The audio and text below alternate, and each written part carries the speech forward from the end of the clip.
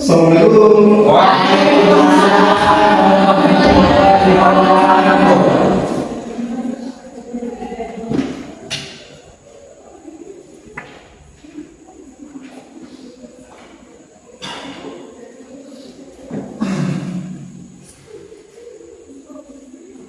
Bagaimana kabar hari ini?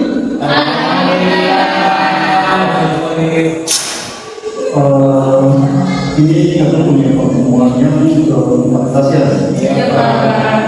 Nah, materi kali ini kita akan membahas tentang hukum lembaga keuangan syariah, bank dan sebelumnya Pak Hussein dulu ya. Febriani. Hadir Pak. Naimul Fatulai. Hadir Pak. Oh, kita mau Dari Pak.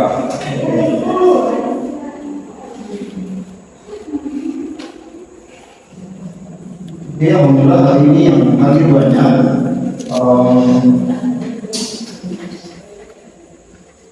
Pada 12 ya. Jadi hukum perdata Islam di Indonesia ini kemarin kita sudah mempelajari tentang hukum perkawinan, hukum keluarga, masalah perceraian, wakaf, zakat dan lain sebagainya. Pada akhirnya hukum perdata Islam di Indonesia ternyata juga membahas tentang masalah hukum bisnis syariah. Nah, pertemuan sebelumnya kita sempat membahas tentang akad-akad dalam muamalah. Nah, ini sekarang bagaimana aplikatifnya di dalam hukum lembaga keuangan syariah. Waktu pertemuan awal Pak sempat sampaikan kalau hukum perdata Islam Indonesia itu kita mempelajari tentang hukum positif yang berlaku. Hukum positif yang berlaku yang diambil dari hukum Islam. Nah, hukum Islam ini mencakup juga pada hukum ekonomi syariah. Di sini semuanya punya bangunan kan, Ibu? Jadi lembaga atau LKS itu dia terbagi atas dua jenis, non depository dan depository. Jadi ini jenis dua bagian yang memang membedakan antara dua lembaga keuangan yang mana perbankan dan bukan perbankan. Namun yang dimaksudkan yang non depository itu adalah lembaga keuangan yang non bank. Yang depository itu adalah lembaga keuangan yang sifatnya perbankan. Sudah pernah tahu fungsi bank itu apa? Fungsi bank? Ya sudah, tahu sektor itu aja. Ini kan baru kan ya. Jadi banyak teman-teman, makanya di sini Pak siapkan slide ya.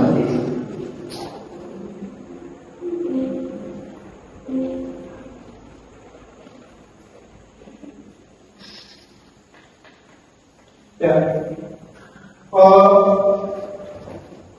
Tujuan pelajaran ini, jadi tujuan dari pembelajaran ini yang pertama itu menjelaskan pengertian lembaga keuangan syariah, lalu kemudian mengidentifikasi jenis-jenis lembaga keuangan syariah. Yang ketiga memahami dasar hukum-hukum lembaga keuangan syariah dan yang memahami contoh aktivitas lembaga keuangan syariah. Tadi Pak bilang jenisnya itu terbagi dua, depository dan non-depository. Apa itu lembaga keuangan syariah? LKS adalah lembaga yang menjalankan kegiatan keuangan berdasarkan prinsip syariah Islam dengan menghindari riba, wara, kemudian ada masyir dan masalah transparansi. Nah, ini kita sudah pernah pelajari di muamalah. Di lembaga keuangan kita hanya mengaplikasikan saja bagaimana implementasi atau mekanismenya di dalam lembaga keuangan syariah.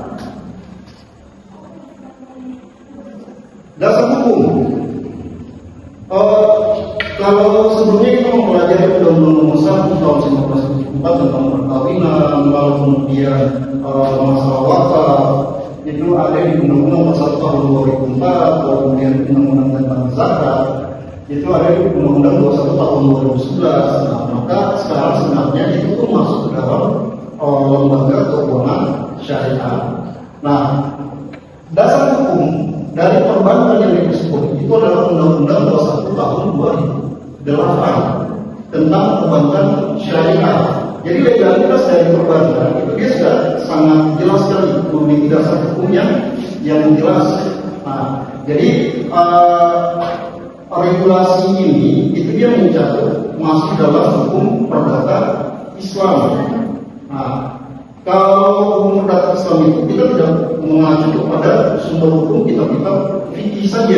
Itu memang jadi kaki sumber hukum, tapi hukum perdata Islam itu dia langsung kita mengacu kepada hukum Islam yang sudah diundang-undangkan. Pada akhirnya ini semuanya adalah sumber hukum dari kitab-kitab fikih yang dipositifkan seperti itu. Nah, ternyata perubahan kedua Undang-Undang Nomor 7 tahun 1989 itu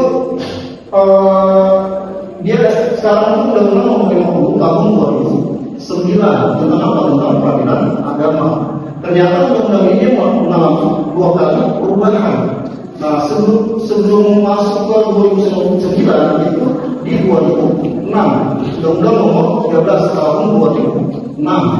Nah, dia pasal ke-59 ternyata ada kewenangan peradilan agama, kewenangan absolut untuk menyelesaikan masalah ekonomi syariah. Jadi kalau ada sengketa-sengketa di perbankan syariah itu dia adanya pengadilan agama untuk menyelesaikan masalah sengketa ekonomi syariah. Jadi sebenarnya sekarang mekanisme perbankan syariah itu sudah sangat masif sekali perbankan ataupun membangun.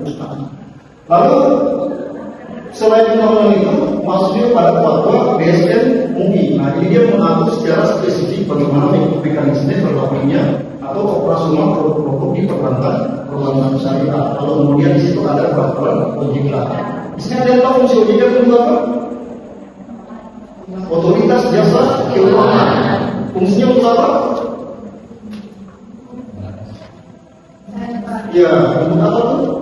Fungsi daripada otoritas sendiri dia membagikan dana atau uang kepada masyarakat atau lembaga yang Oke, OJK, Otoritas Jasa Keuangan. Dia fungsinya adalah untuk membuatkan regulasi dan membuat pengawasan, mengadakan pengawasan kepada lembaga keuangan yang syariah ataupun yang konvensional kayak gitu. Wajarnya ini kan mungkin karena awal-awal ya, jadi nanti di berikutnya itu ada mata kuliah lagi yang namanya hukum perbankan syariah dan hukum lembaga keuangan syariah. Kayak gitu. Nah, kita lihat lagi. Nah, di sini ada dasar hukum lembaga keuangan itu berdasarkan syariah, berdasarkan Islam itu. Jadi maksudnya berdasarkan Islam. Di situ berdasarkan Al-Quran, hadis Nabi, lalu kemudian ada ijma, qiyas dan fatwa BSN. Kalau di Al-Quran 275 kan semuanya sudah hafal ya. Iya. Gimana nih surat Al-Quran 275? Wa Allah. Baiklah.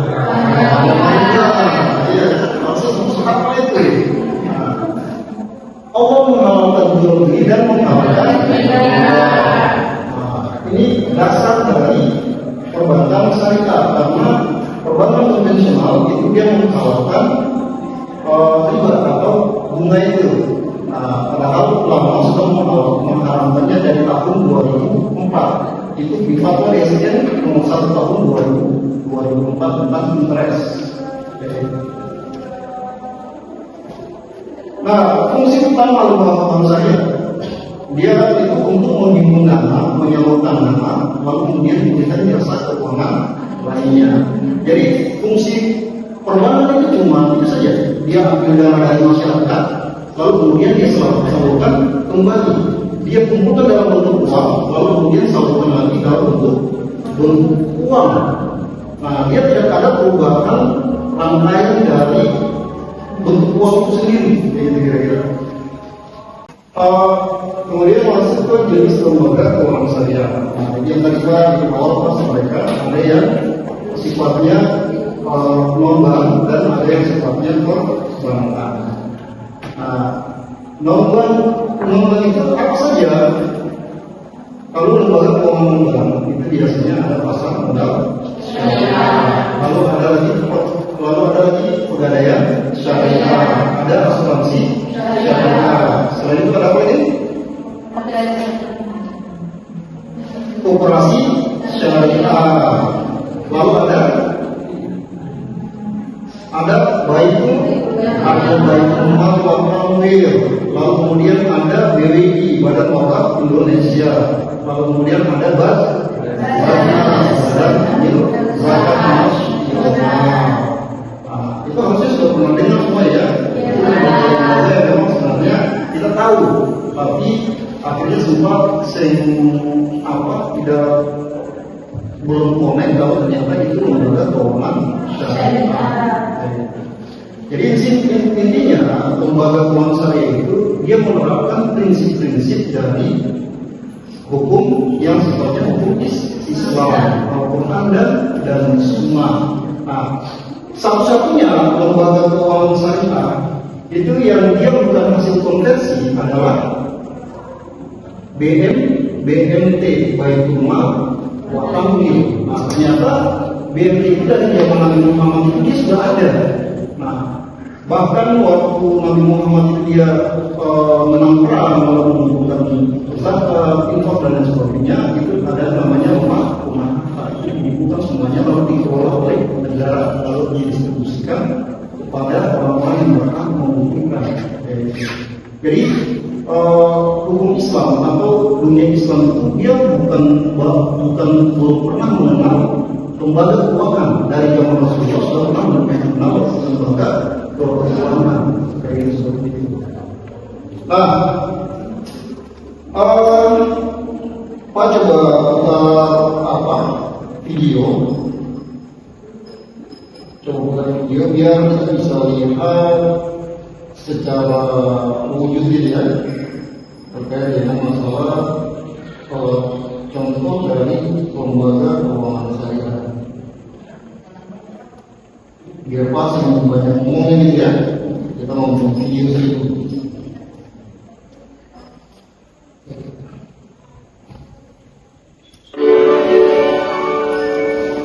Lembaga keuangan dalam dunia keuangan bertindak selaku lembaga yang menyediakan jasa keuangan bagi nasabahnya, di mana pada umumnya lembaga ini diatur oleh regulasi keuangan dari pemerintah.